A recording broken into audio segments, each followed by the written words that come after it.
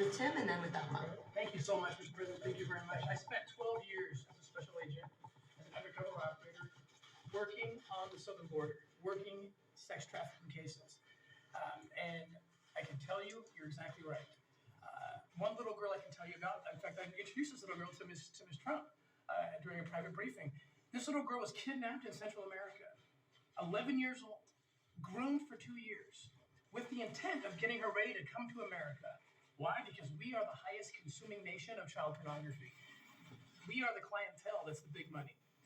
They brought this little girl through a part of the southern border where there was no wall, easily got her to New York City, and this is hard to hear, but this is the truth, and everyone needs to hear this. This little girl, and this is very typical, for money every day, 30 to 40 times a day.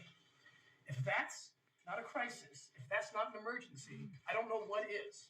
Now, let me say this. Had there been a wall, had there been a barrier, this little girl likely would have been saved because the traffickers would have been forced to take this child through the port of entry where we have amazing law enforcement. I've worked with these people.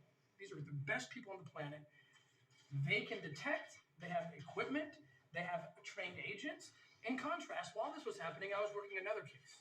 A little boy, a Mexican boy who was kidnapped by an American trafficker by a child pornographer. He kidnapped Mexican children, brought them to San Bernardino County, where he had a makeshift studio, made child porn with these little children, 5 years old. This little boy was kidnapped in Mexicali, Mexico, where there was a wall, where there is a barrier, and so he was forced to take this little boy through the Calexico port of entry, and guess what? It worked. We captured him.